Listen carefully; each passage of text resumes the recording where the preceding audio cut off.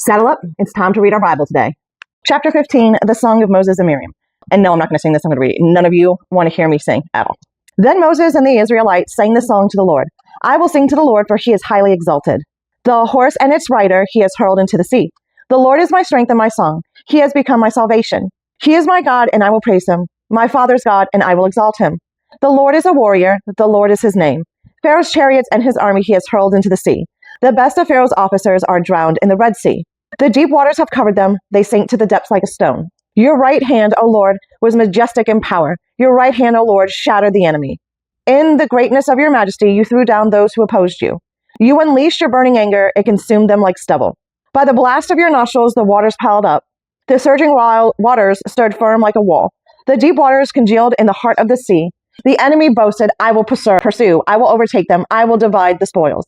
I will gorge myself on them. I will draw my sword, and my hand will destroy them. But you blew with your breath, and the sea covered them. They sank like lead in the mighty waters. Who among the gods is like you, O Lord? Who is like you, majestic in holiness, awesome in glory, working wonders? You stretched out your right hand, and the earth swallowed them. In your unfailing love, you will lead the people you have redeemed. In your strength, you will guide them to your holy dwelling. The nations will hear and tremble. Anguish will grip the people of Philistia. The chiefs of Edom will be terrified. The leaders of Moab will be seized with trembling. The people of Canaan will melt away. Terror and dread will fall upon them. By the power of your arm, they will be as still as a stone. Till your people pass by, O Lord, till the people you bought pass by. You will bring them in and plant them on the mountain of your inheritance. The place, O Lord, you made for your dwelling. The sanctuary, O Lord, your hands established. The Lord will reign forever and ever. When Pharaoh's horses, chariots, and horsemen went into the sea, the Lord brought the waters of the sea back over them. But the Israelites walked through the sea on dry ground. Then Miriam, the prophetess, Aaron's sister, took a tambourine in her hand, and all the women followed her with tambourines and dancing. Miriam sang to them, Sing to the Lord, for he is highly exalted. The horse and its rider he has hurled into the sea. Chapter 15. The waters of Marah and Elim.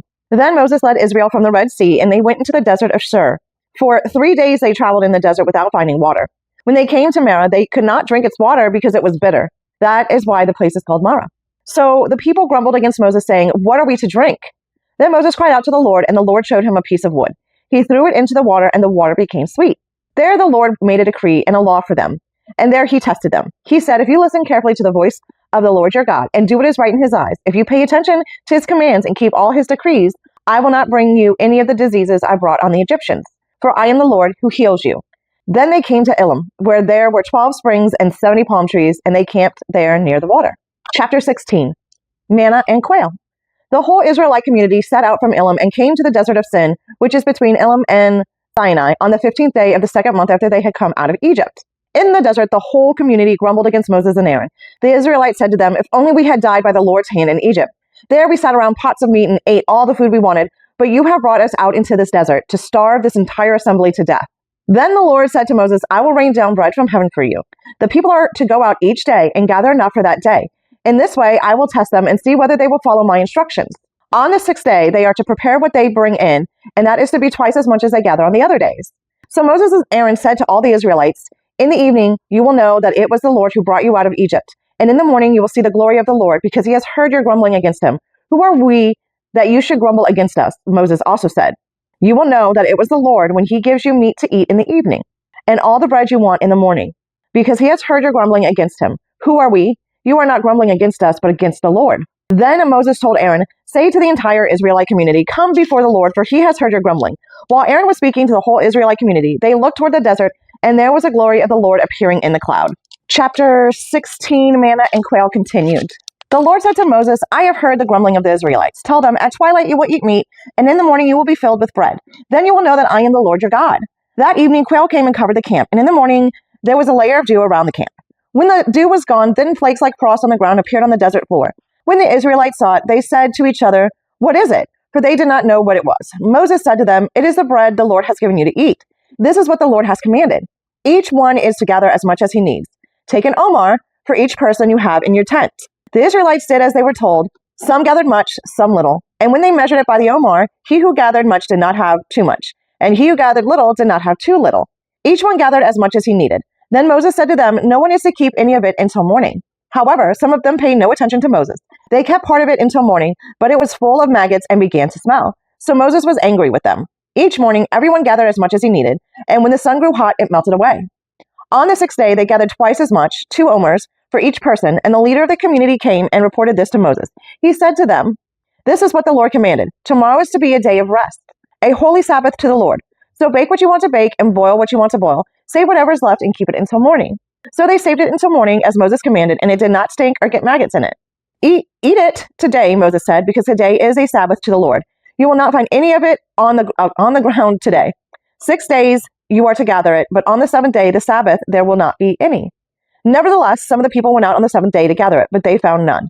Then the Lord said to Moses, "How long will you refuse to keep my commands and my instructions? Bear in mind that the Lord has given you the Sabbath.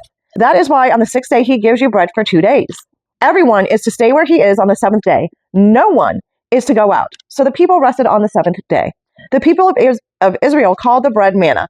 It was white like coriander seed, and it tasted like wafers made with honey. Moses said, "This is what the Lord says, or this is what the Lord has commanded."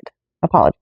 "Take an omer of manna and keep it for the generations to come, so they can see the bread I gave you to eat in the desert when I brought you out of Egypt." So Moses said to Aaron, "Take a jar and put an omer of manna in it. Then place it before the Lord to be kept for the generations to come." As the Lord commanded Moses, Aaron put the manna in front of the testimony that it might be kept. The Israelites ate manna 40 years, until they came to a land that was settled. They ate manna until they reached the border of Canaan. An omer is 1/10 of an ephah. Chapter 17, Water from the Rock. The whole Israelite community set out from the desert of Sin, traveling from place to place as the Lord commanded. They camped at Rephidim, but there was no water for the people to drink. So they quarreled with Moses and said, "Give us water to drink." Moses replied, "Why do you quarrel with me? Why do you put the Lord to the test?" But people were thirsty for water there, and they grumbled against Moses. They said, "Why did you bring us up out of Egypt to make us and our children and livestock die of thirst?" Then Moses cried out to the Lord, "What am I to do with these people? They are almost ready to stone me." The Lord answered Moses, "Walk on ahead of the people. Take with you some of the elders of Israel, and take in your hand the staff with which you struck the Nile, and go. I will stand there before you by the rock at Horeb. Strike the rock, and water will come out of it for the people to drink." So Moses did this in the sight of the elders of Israel. And he called the place Masha and Meribah, because the Israelites quarreled and because they tested the Lord, saying, "Is the Lord among us or not?" Chapter 17, the Amalekites defeated. The Amalekites came and attacked the Israelites at Rephidim. Moses said to Joshua, "Choose some of our men and go out to fight the Amalekites. Tomorrow I will stand on top of the hill with the staff of God in my hands." So Joshua fought the Amalekites as Moses had ordered, and Moses, Aaron, and Hur went to the top of the hill. As long as Moses held up his hands, the Israelites were winning, but whenever he lowered his hands, the Amalekites were winning. When Moses' hand grew tired, they took a stone and put it under him, and he sat on it.